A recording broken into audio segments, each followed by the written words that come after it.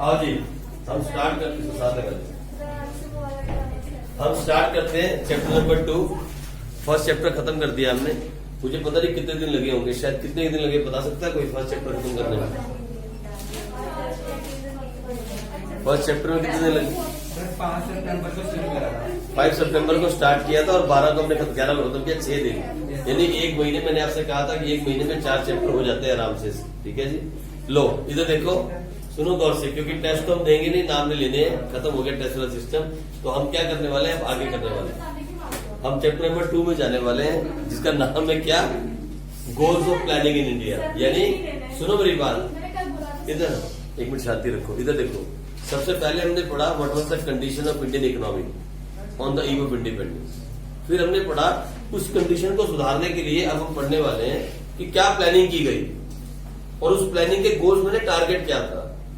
जब हमें पता लगा हमारे ये एग्रीकल्चर के हालात इतने खराब थे, उसके बाद सारे हालात हमारे खराब थे, हमने पढ़ा ना, तो उनको सुधारने के लिए क्या प्लानिंग की गई अब हम इसमें पढ़ेंगे। उस प्लानिंग के ऑब्जेक्टिव क्या थे वो इसमें पढ़ेंगे। उसके बाद जो हम चैप्टर्स पढ़ेंगे ना, फिर एक एक सेक्टर का एक एक चैप्टर बन जाएगा। एग्रीकल्चर का अलग चैप्टर, उसके इंडस्ट्री का अलग चैप्टर, इंफ्रास्ट्रक्चर का अलग चैप्टर, सोशल का अलग अलग चैप्टर बन जाएगा। ठीक है, यही घूमते रहेंगे हम, इसी में घूमते रहेंगे, ज्यादा दूर नहीं जाने वाले। ठीक है, और फिर पढ़ेंगे हम कुछ आज की तारीख में क्या प्रॉब्लम है, जैसे पॉवर्टी, जैसे ह्यूमन डेवलपमेंट, ये पढ़ेंगे और ये बुक खत्म हो जाएगी। ठीक है, लेकिन फिर पहले चैप्टर को पढ़ने के बाद मैंने आपसे कहा था कि इसका एक पेज आपके पास रेडी होना चाहिए, जिसके अंदर वो सारी इंपॉर्टेंट डेट्स और इंपॉर्टेंट फिगर्स एक जगह पे लिखी होनी चाहिए, जिसे आप कहोगे summary of the chapter. Summary of the chapter, जिसको आपको रिवाइज करना है। ठीक है, इस तरीके से ही पढ़ी जाती है इंडियन इकोनॉमिक डेवलपमेंट की किताब। आज अब आगे चले तो नाउ आप चैप्टर का नाम है goals of planning in India. और हाँ सुनो, बुक के अंदर ये नहीं दिया, लेकिन हमने ऐड किया अचीवमेंट इन फेलियर्स, यानी प्लानिंग करके हमें क्या मिला और हमने क्या खोया। ठीक है जी, ये देखो। और टॉपिक्स टू बी कवर्ड में सबसे पहले इंट्रोडक्शन, फिर टाइप ऑफ इकोनॉमी मैं नहीं पढ़ाऊंगा क्योंकि आप पढ़े हुए हो, मिक्स्ड इकोनॉमी, फ्री इकोनॉमी है ना, आपने पढ़ा हुआ। फिर एक बार थोड़ा सा रिवाइज कर लेंगे। उसके बाद मीनिंग ऑफ इकोनॉमिक प्लानिंग का मीनिंग क्या है यहाँ पढ़ेंगे हम। फिर types of plans, types of plans, ये एक ही है, एक ही, कुछ भी इकोनॉमिक प्लानिंग बोलो या प्लानिंग। फिर types of plan on the basis of duration, time base पे कैसे कैसे प्लान होती है, 1 ईयर, 5 ईयर, 2 ईयर, जो भी है पढ़ेंगे। कॉमन गोल्स ऑफ प्लानिंग, मतलब ऑब्जेक्टिव क्या था, लक्ष्य क्या था प्लानिंग का, क्यों की गई प्लानिंग। उसके बाद अचीवमेंट क्या हुई और फेलियर क्या हुआ। सिंपल सा चैप्टर है, सिंपल से 7 टॉपिक और चैप्टर खत्म। आज स्टार्ट करते हैं पहला इंट्रोडक्शन से और कोशिश करते हैं 2 टॉपिक खत्म कर देंगे। ठीक है जी, चलो आओ स्टार्ट करें। इंट्रोडक्शन से स्टार्ट करते हैं, पहले टॉपिक से स्टार्ट करते हैं। लिखो introduction.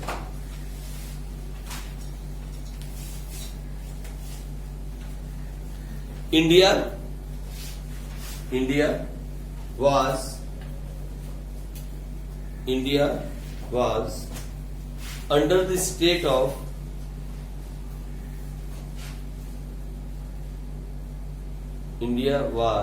under the state of state मैंने कंडीशन, स्टेट का मैंने condition, under the state of underdevelopment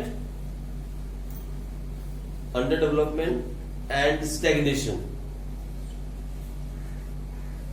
underdevelopment and stagnation at the time of independence in 1947. At the time of independence in 1947.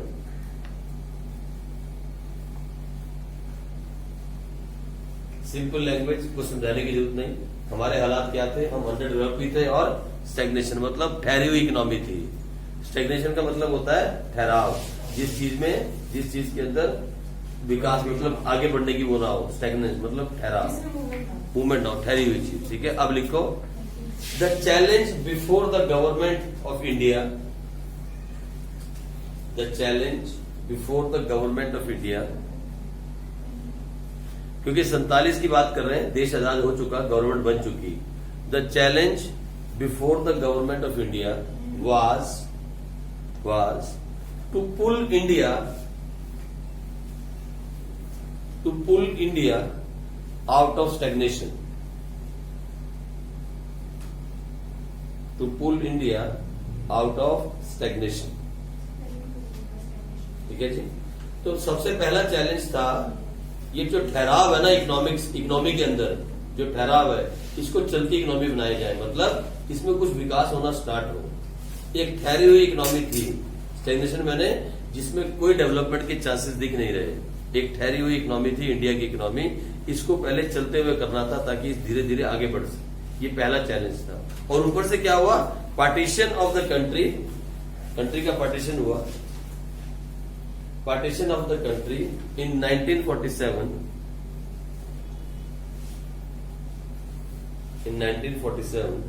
added to so many problems। एक तो पहले से economy के हालात खराब थे, ऊपर से इतने दंगे हुए, आगजनी हुई, कितना कुछ हो गया, और क्या हुआ, पार्टीशन हो गया, भारत पाकिस्तान बन गया। ठीक है जी, दो हिस्सों में बढ़ गया ना हिंदुस्तान। एक तो पहले ही प्रॉब्लम थी that we were a stagnation economy, ऊपर से पार्टीशन हो गया, उसने और प्रॉब्लम ऐड कर दी।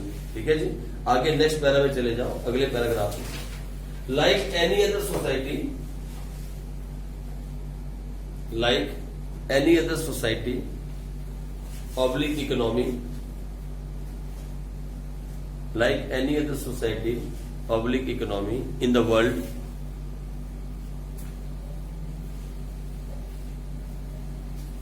comma, India has to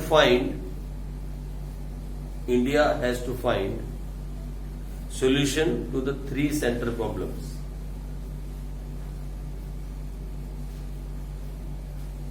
Solution to the three central problems। बोलो कौन कौन सी होती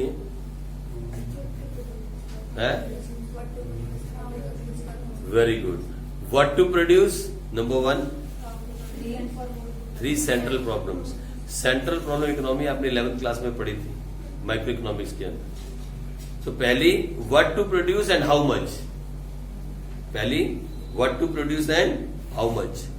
दूसरी हाउ टू प्रोड्यूस, और तीसरी फॉर हुम टू प्रोड्यूस। ठीक है, 3 प्रॉब्लम थी, what to produce and how much, दूसरी हाउ टू प्रोड्यूस, और तीसरी फॉर हुम टू प्रोड्यूस। क्या बनाए, कितना बनाए, कैसे बनाए और किसके लिए बनाए, ये 3 प्रॉब्लम थी। क्या बनाए और कितना, दूसरा कैसे बनाए, और तीसरा किसके लिए बनाए। ठीक है जी, चलो। To tackle the 3 basic problems, to tackle the 3 basic problems,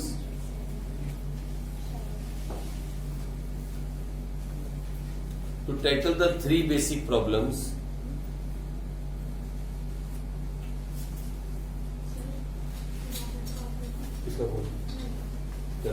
यही कर ले। To tackle the 3 basic problems, there were 3 choices available। To tackle the 3 basic problems, there were 3 choices available to the government of India। 3 problem थी और उसको tackle करने के 3 ही क्या थी, चॉइसेस थी जिसके सामने, गवर्नमेंट ऑफ इंडिया के सामने। और वो क्या थी, 3 चॉइसेस क्या थी। For example,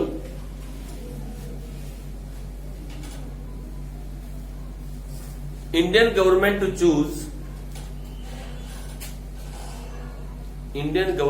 choose the system of capitalism economy, socialism economy and mixed economy। Capitalism, CAPITALISM, capitalism economy, comma, socialism economy, SOCIALISM, socialism economy, comma, mixed economy। ठीक है जी, 3 बेसिक प्रॉब्लम को सॉल्व करने के लिए 3 चॉइस थी government के सामने। या तो इंडिया चला जाए कैपिटलिज्म इकोनॉमी की तरफ, या सोशलिज्म की तरफ, या चला जाए मिक्स की तरफ। और इंडिया ने क्या चुना मालूम है आपको? इंडिया ने चुना था मिक्स्ड इकोनॉमी, है ना, हमें मालूम है। लेकिन उसके लिए लिखो फटाफट, लिखो फटाफट।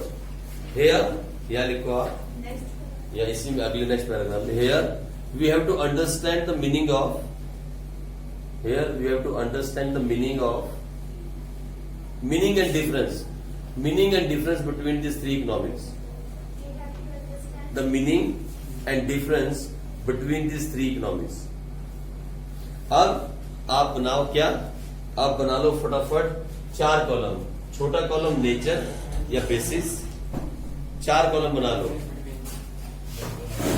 4 कॉलम बनाओ। पहला बेसिस, फिर 1, 2 और 3। यहां लिखो सबसे पहले कैपिटलिज्म इकोनॉमी, सोशलिज्म इकोनॉमी और मिक्स्ड इकोनॉमी। ऐसे बना लो आप, ठीक है जी। और ये आपने 11th क्लास के अंदर भी 100% ऐसा ही लिखा था। याद करो 11th क्लास, अगर कोई पढ़ रहा है 11th क्लास के अंदर, कौन आप लोग तो माइक्रो नहीं है ना, तो है नहीं वहां। 11th क्लास का याद आया, ये टॉपिक हमने किया था सेम ऐसे। 3 तरह की इकोनॉमी होती है, कैपिटलिज्म इकोनॉमी, सोशलिज्म इकोनॉमी और मिक्स्ड इकोनॉमी, ठीक है जी। अच्छा चलो आ जाओ। ये कैपिटलिज्म पता है कौन सी होती है, इसका एग्जाम्पल दोगे एक? अमेरिका। और सोशलिज्म चाइना। और मिक्स इंडिया। अगर आपको देखनी है कैपिटलिज्म इकोनॉमी जहां पे सब कुछ जो है पूंजीपतियों के हाथ में होता है, पूंजीपति बोलते हैं जो कैपिटलिस्ट होते हैं, जो पैसा लगाते हैं, सब कुछ उनके हाथ में होता है। वो जब चाहे जैसे चाहे मार्केट में जो भी हलचल कर सकते हैं, that is called capitalist economy. इसका मेन एम होता है पैसा कमाना, पैसा कमाना, पैसा कमाना, चाहे दुनिया मर जाए। यहाँ पे कस्टमर ही किंग है। यहाँ पे प्राइस तय करने के लिए होती है market forces, demand and supply. जो भी प्राइस वो तय करेंगी उतने में ही माल बिकेगा। यहाँ कोई एसेंशियल गुड नहीं होता, कुछ नहीं होता, है ना। कौन सी इस फिर बात आती है सोशल इकोनॉमी की। यहाँ पूरा का पूरा कंट्रोल गवर्नमेंट का होता है। गवर्नमेंट वही काम करती है, वही प्रोड्यूस करती है जो लोगों के भले के लिए हो। यहाँ पे लोगों का वेलफेयर सबसे ऊपर रखा जाता है, जैसा कि चाइना की इकोनॉमी है। और फिर तीसरी आती है हमारे हिंदुस्तान की, जहाँ दोनों मिक्स हो जाते हैं। कौन से, कैपिटलिस्ट भी आ जाते हैं और सोशलिस्ट भी आ जाते हैं। यानी यहाँ गरीबों का ख्याल भी रखा जाता है और अमीरों को पैसा कमाने का मौका भी दिया जाता है। यहाँ एसेंशियल गुड्स को गवर्नमेंट कंट्रोल कर लेती है और लग्जरी गुड्स को अमीर कंट्रोल कर लेते हैं। यहाँ ऐसा हो जाता है। यही हम पढ़ने वाले, ये आपने 11th क्लास में भी पढ़ा था। ये 3 तरह की इकोनॉमी में से एक चूज करने का टारगेट इंडिया के सामने था। 1947 में जब देश आजाद हुआ, इन तीनों में से कोई एक चुन लो। और हमने चुनी थी ये वाली, लेकिन उसके पहले समझना जरूरी है कि ये होती क्या है। बना लिया आपने, चलो स्टार्ट करें, बंद करें। सबसे पहला बेसिस है other name. Other name capitalist economy को मार्केट इकोनॉमी भी कहते हैं। लिखो इसको करीब लगा दे, और लगा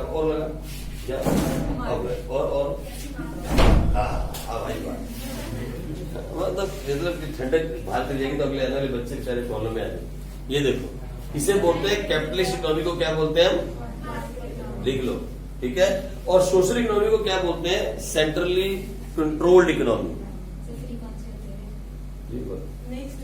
हाँ, इसको फ्री भी बोल सकते हैं, फ्री भी बोलते हैं इसको, इसका तीसरा नाम है वो, ठीक है जी, फ्री भी बोलते हैं कैपिटलिस्ट को। इसको फ्री भी लिख लो आप, फ्री इकोनॉमी।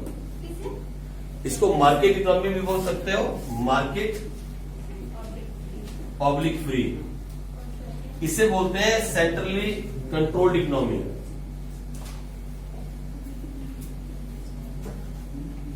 मतलब जो सेंट्रल गवर्नमेंट कंट्रोल करती है, सेंट्रली कंट्रोल्ड इकोनॉमी, ठीक है।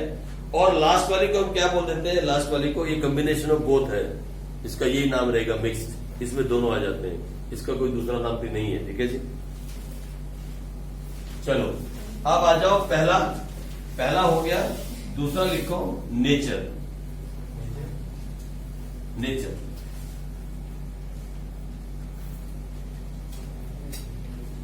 तो लिखो, नेचर के अंदर सबसे पहले कैपिटलिस्ट में लिखो, it is a free economy. इसमें लिखो, it is a free economy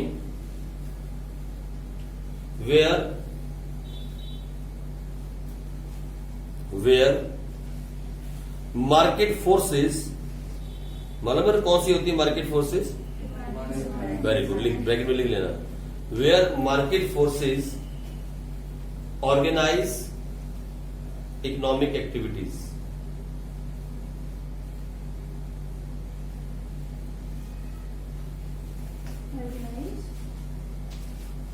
economic activities, ठीक है जी। अब इसमें आ जाओ, सोशल में आ जाओ, सोशल इकोनॉमी के अंदर इसमें लिखो here all economic activities are controlled by the government. Social में here all economic activities are controlled by the government.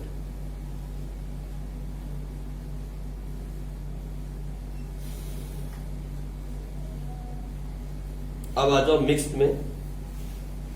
अब मिक्स में आओ, देखो मिक्स के अंदर economic decisions are taken by the government,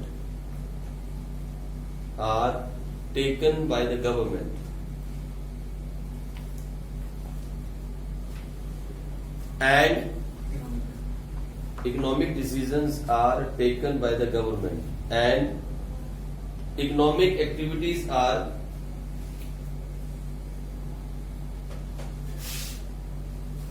अच्छे से कर, टाइट कर, भी कर,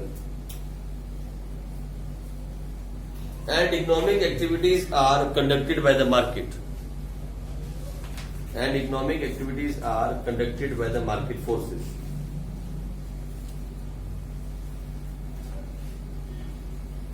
आ जाओ नंबर 3 में, मोटिव माने एम, मोटिव लिखो। मार्केट इकोनॉमी में लिखो, यहां लिखो profit motive is the main objective of production activity in market economy. Profit motive is the main objective of production activity in this economy.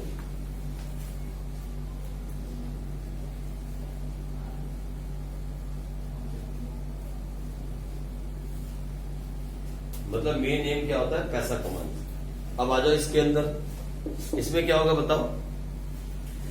Social welfare लिखो। Social welfare is the main objective, लोगों का विकास। Social welfare is the main objective.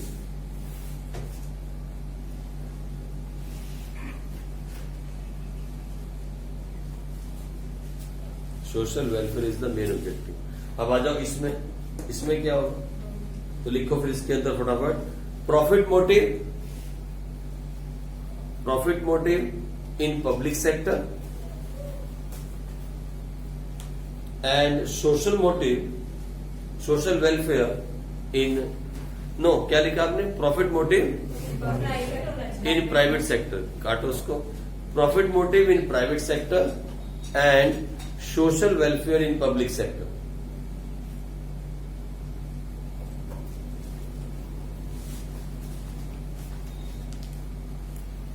लिखो number 4, role of government.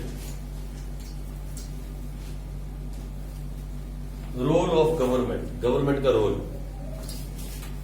या मुझे बताओ पहली वाली में क्या होगा? No role. देखो no direct involvement of government या no direct role of government.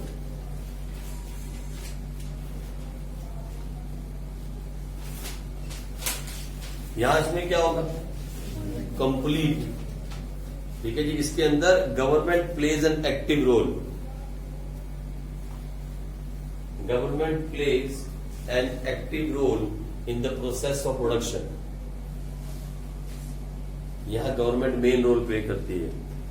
अच्छा, हमारी वाली में क्या होएगा? लिखो फिर, जल्दी लिखो फटाफट जल्दी से। Full control of government in public sector,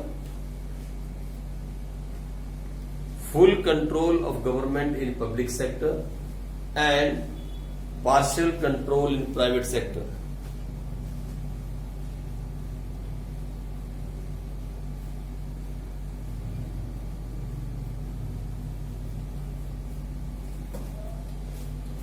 फिर लिखो last point, solution to central problem.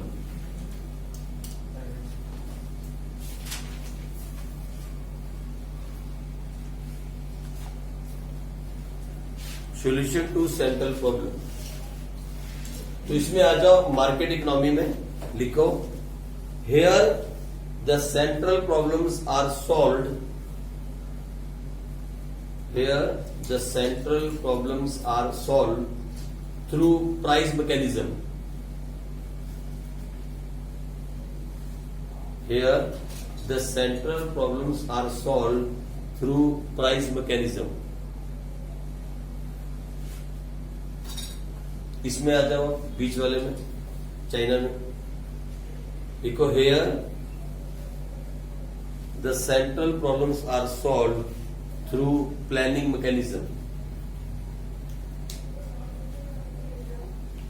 Here the central problems are solve through planning mechanism.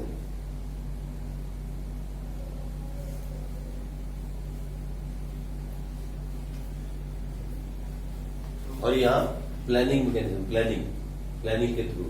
And here यहां पे दोनों, both the price mechanism and planning mechanisms works.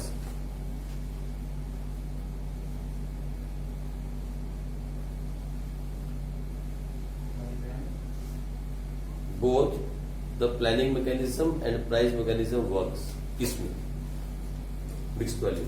ठीक है जी, लो जी। और नीचे लिखो इंडियन गवर्नमेंट एडॉप्टेड, सबसे खत्म हो गया। इसके नीचे आ जाओ, नीचे लिखो Indian government adopted mixed economic system.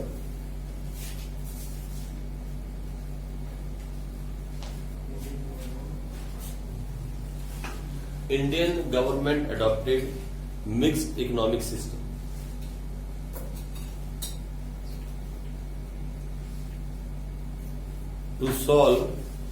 to solve the central problems।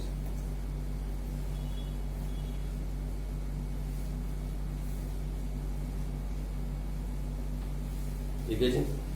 अब लिखो इसके आगे नेक्स्ट टॉपिक में, नेक्स्ट लाइन में चले जाओ, brief explanation of central problems. कौन गिर गया?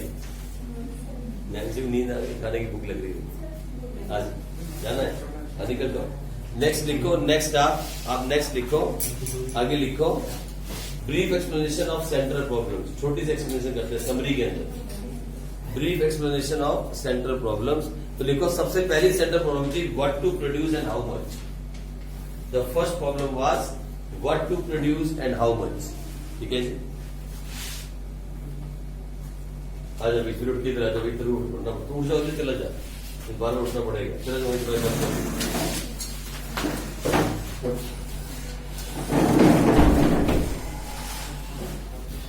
लिखो जल्दी से, अब brief explanation of central problem.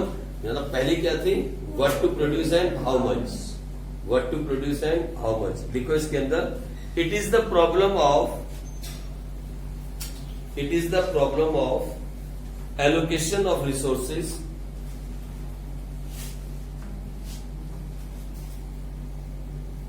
it is the problem of allocation of resources in the production of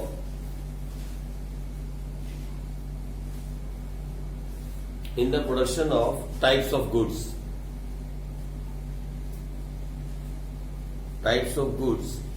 and services। पता है कौन सी टाइप्स ऑफ गुड्स की बात कर रहे हैं यहाँ पे? कैपिटल गुड्स या कंजम्पशन गुड्स। लिख लो कंजम्पशन गुड्स और कैपिटल गुड्स। मतलब यहाँ प्रॉब्लम ये आती है, consumption goods and capital goods and services. और कौन से गुड्स हैं वो ब्रैकेट में लिख लो, consumption goods and capital goods. यहाँ समस्या ये थी कि हम क्या बनाए, जो रिसोर्सेज हमारे पास अवेलेबल हैं उससे क्या बनाया जाए, मशीनें बनाई जाए या कंजम्पशन गुड्स बनाए जाए। अगर हम मशीनें बनाते थे, आपने पढ़ा था 11th क्लास में, अगर हम मशीनों की प्रोडक्शन ज्यादा करेंगे तो जो आने वाली जनरेशन है, फ्यूचर जनरेशन, वो मस्त जिंदगी जिएगी। जो अभी वाली है वो सफर करेगी। There will be shortage of consumption goods. अगर हम ज्यादा कंजम्पशन करेंगे तो जो अभी वाली जनरेशन है, प्रेजेंट जनरेशन, वो एंजॉय करेगी, बट आने वाले जो लोग हैं वो सफर करेंगे। ठीक है जी। तो ये एक बहुत सीरियस प्रॉब्लम थी जो हमारे पास थी कि what to produce and in what quantity, ये हमारे पास प्रॉब्लम थी। ठीक है जी। आ जाओ next. The second problem is how to produce. The second problem is how to produce. यहां पता है क्या प्रॉब्लम थी? हमारे पास दो प्रॉब्लम थी कि हम लेबर ज्यादा यूज करें या मशीन, यानी कि इससे लेबर इंटेंसिव टेक्निक और मशीन इंटेंसिव टेक्निक। हमारे हिंदुस्तान में लेबर बहुत थी, लोग फालतू घूम रहे थे, आज भी हमारा घूमते हैं गलियों में, लेकिन मशीनें कम है। बाहर क्या है? बाहर उल्टा है ना? बाहर मशीनें ज्यादा है लेकिन काम करने वाली सभी इंडियन वहां जाते हैं, पोछा मारते हैं मशीन को यूज करके।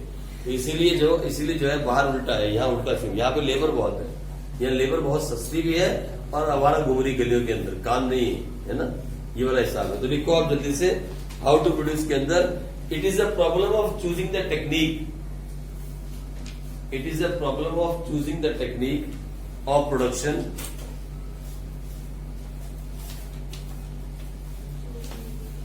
It is the problem of choosing a technique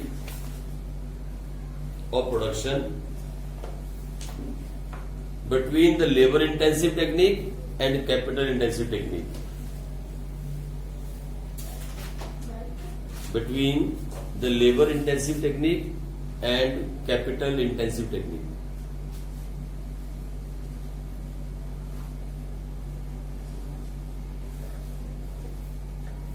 अच्छा, फिर तीसरी प्रॉब्लम थी फॉर हुम टू प्रोड्यूस। आ जाओ तीसरी पे। मालूम है किसके लिए था? ये क्या था? हाँ, गरीबों के लिए, पुअर, मिडिल और रिच। अब प्रॉब्लम ये थी कि किसके लिए गुड्स बनाए, है ना? किसके लिए गुड्स बनाए जाए? मतलब अमीर लोगों के लिए बनाएंगे तो फिर हम बनाने पड़ेंगे हमारे को कारें और ये बड़ी बड़ी चीजें। मुझे जैसे गरीब आदमी के लिए तो आटा दाल चीनी चावल बहुत है ना? और तुम जैसे मिडिल क्लास फैमिली वालों के लिए चलो एक कार भी चलेगी छोटी मोटी।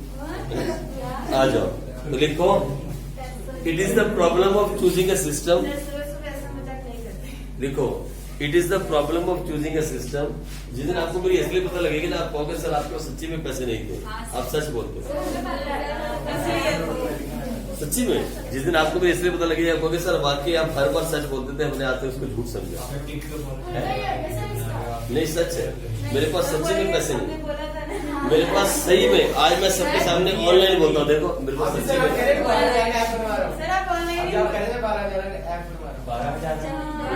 उसके लिए रुपए लगते हैं, मैं पैसे की बात करूँ। पहले बात सुनो मेरी बात। मैंने आपको कहा मेरे पास सच्ची में पैसे नहीं। हाँ, रुपए कुछ होंगे थोड़े बहुत, लेकिन पैसे बिल्कुल भी नहीं। पैसे नहीं, रुपए हैं। ठीक है, आ जाओ, लिखो लिखो। चलो लिखो, कितनी धमकियां मिलती है मुझे। देखो आप, ये पहला ऐसा टीचर होगा, ये देखो,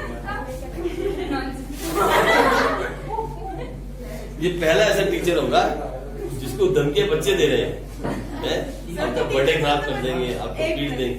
सोचो, अच्छा लिखो, ओके लिखो, it is the problem of choosing a system. It is a problem of choosing a system. It is a problem of choosing a system for distributing the produced goods. It is a problem of choosing a system for distributing the produced goods among people.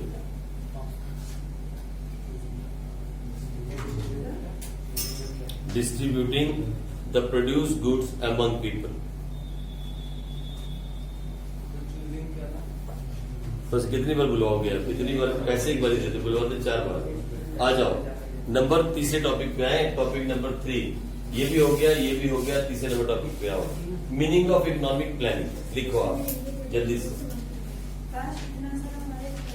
It is the problem of choosing a system for distributing the produce goods among people.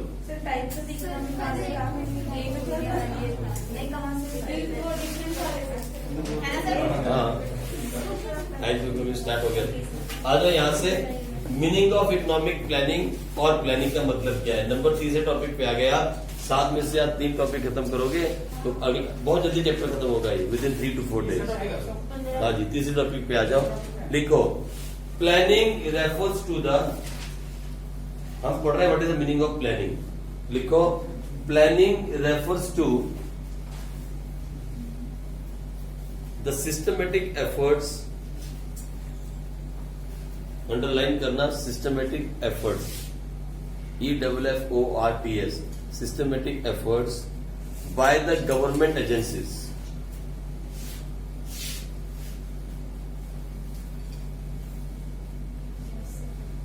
to bring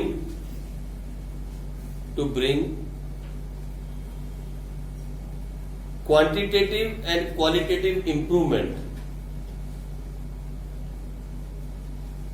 quantitative and qualitative improvement in the economy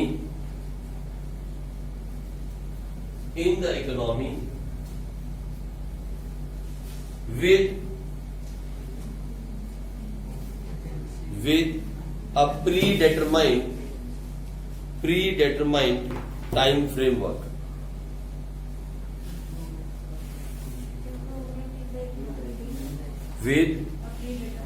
within a predetermined time framework,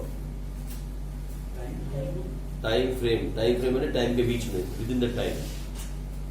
दोबारा बोलता हूं, planning, hello लिखो, planning refers to the systematic efforts by the government agencies to bring quantitative and qualitative improvement in the economy within the predetermined time framework.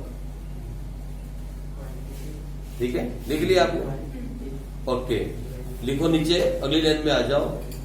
These government agencies in India is called Niti Aayog, NITI, Niti Aayog, AYOG, NITI Aayog, या सब capital. इसकी full form लिखवाता हूं, नीति आयोग। इसका मतलब है national institute of transforming India, AYOG लिख लो, आयोग। ठीक है जी, इसका मतलब है national institute of transforming India. लिखो, national institute of transforming India, Niti Aayog का मतलब है आयोग। आयोग तो मतलब हो गया कमीशन, जैसे एक ऑफिस हो गया, ऑर्गेनाइजेशन। ठीक है जी, नीति का मतलब क्या है? National institute of transforming India, which was, लिखो, विच वाज फॉर्मली मतलब before it was called planning commission, before called planning commission, formally called planning commission, जिसे आज हम नीति आयोग बोलते हैं, उसे पहले प्लानिंग कमीशन के नाम से जाना जाता था। बस इतनी सी बात दिमाग में डालनी है। ये जो गवर्नमेंट एजेंसी की हम बात कर रहे हैं, जो ये प्लानिंग करती है, उसका नाम है नीति आयोग आज की तारीख में। पहले उसे कहते थे प्लानिंग कमीशन। ठीक है जी, आगे लिखो, नेक्स्ट लाइन में आओ, नेक्स्ट में आओ, आगे लिखो। यहां जो वर्ड्स आए अंडरलाइन कर लो। एक तो वर्ड करो अंडरलाइन सिस्टमेटिक, और एक वर्ड अंडरलाइन करो एफर्ट्स। एक लाइन अंडरलाइन करो क्वांटिटेटिव एंड क्वालिटेटिव इंप्रूवमेंट, इनको अंडरलाइन करो। ये 3 बातें अंडरलाइन करो। एक, सबसे पहले अंडरलाइन करो आप कौन सा? सिस्टमेटिक, दूसरा एफर्ट्स, तीसरा क्वालिटेटिव एंड क्वालिटेटिव इंप्रूवमेंट। ये अंडरलाइन कर लो। अब इनके बारे में लिखेंगे हम, इनके बारे में लिखेंगे। लिखो, meaning of systematic, meaning of systematic. Systematic का मतलब क्या है? लिखो, सिस्टमेटिक का मतलब होता है, by systematic we mean, by systematic we mean, by systematic we mean the government prepares a plan.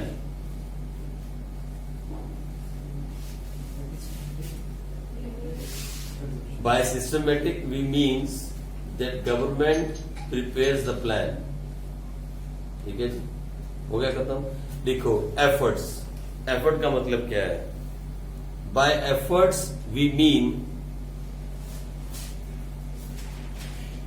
by efforts we mean that government play, by efforts we mean that government play a primary role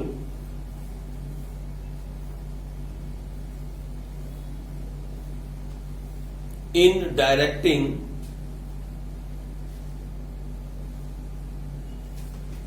economic resources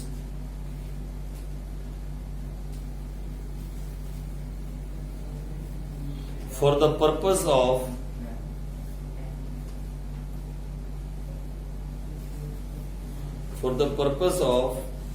affecting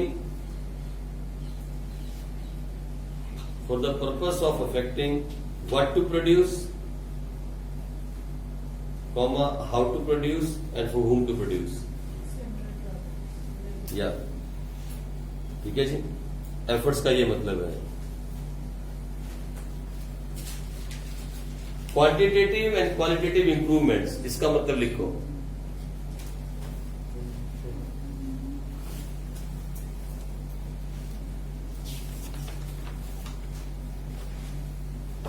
लिखो quantitative and qualitative improvements together constitute economic development. Quantitative and qualitative improvements together constitute economic development.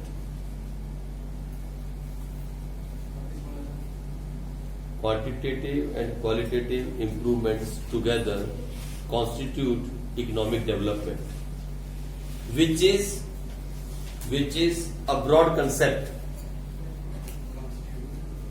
Which is a broad concept as compared to economic growth. Which is a broad concept as compared to economic growth. ठीक है जी। अब सुनो मेरी बात, जब आप definition पढ़ोगे तो तीन बातें इसमें लिख रही हैं। एक तो सिस्टमेटिक, एक एफर्ट्स और एक आ रहा है क्वांटिटेटिव एंड क्वालिटेटिव इंप्रूवमेंट्स। मैंने तीनों का छोटा छोटा मीनिंग लिखवाया आप, ठीक है। जब हम बात करते हैं सिस्टमेटिक की तो उसका मतलब है गवर्नमेंट प्रिपेयर द प्लान। जब हम बात करते हैं एफर्ट्स की तो मतलब government plays a primary role, main role in directing the resources of the country for solving the central problems. जब हम बात करते हैं क्वांटिटेटिव और क्वालिटेटिव इंप्रूवमेंट की तो इसका मतलब क्या होता है? इसका मतलब होता है इन दोनों को अगर मिला दिया जाए तो क्या बन जाता है? Economic development. क्या बन जाता है? Economic development, which is a wide concept. ये एक बड़ा कंसेप्ट है as compare to economic growth. ठीक है जी, ये बातें मैंने आपको लिखवाई। ये तीन बातें वहां आई थी, तीन वर्ड्स आए थे, मैंने नीचे उसको डिफाइन कर दिए। ठीक है जी, चलो आगे चलो, नेक्स्ट लाइन में आ जाओ, अगली लाइन में आओ। लिखो द इकोनॉमी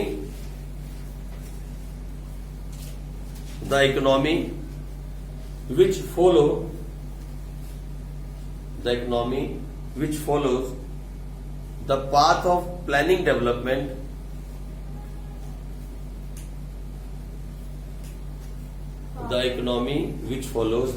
रास्ता of planned development या planning development is called a planned economy.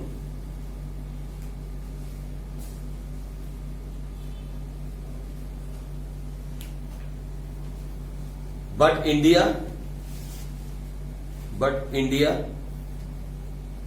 adopted the path of mixed economy. But India adopted the path of mixed economy, combining price mechanism with planning. Price mechanism with planning. And for this purpose and for this purpose the planning commission was set up in 1950, पहली date आई है, and for this purpose sir ये किसी heading में and बेटे उसी में चल रहा है, इसी के अंदर सब इकोनॉमिक प्लानिंग इसी के अंदर चल रहा है, इसी के अंदर। Next paragraph and for this purpose, इस पर्पस के लिए planning commission was set up in 1950।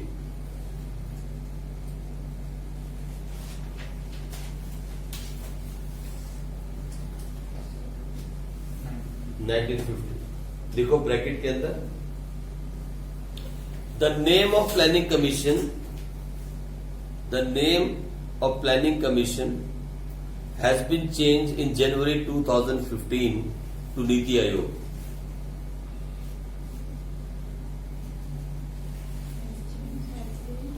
has been changed in January 2015 to Niti Aayog.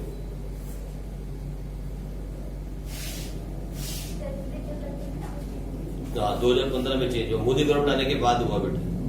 मई 2014 में मोदी गवर्नमेंट आई थी और जनवरी 2015 में प्लानिंग कमीशन को बदल के कर दिया गया नीति आयोग।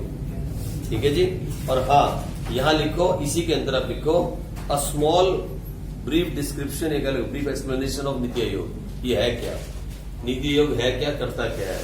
यहाँ पे अगर आपसे कोई पूछ ले व्हाट इज नीति आयोग या एक्सप्लेन नीति आयोग, तो आप लिख सकते हैं ये है क्या, उसका काम क्या है नीति आयोग। तो लिखो जल्दी से, as compare to planning commission,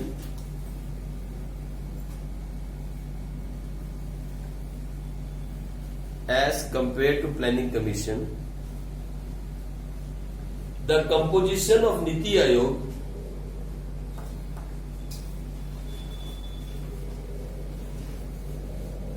is much broad. The composition of Niti Aayog is much broad.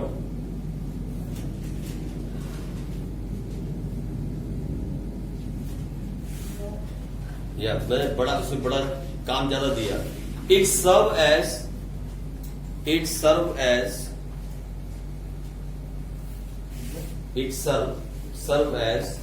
the government's primary policy advisory, देखो, it serve as the government's primary policy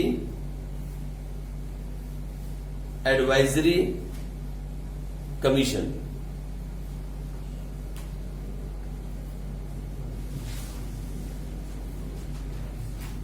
ठीक है जी।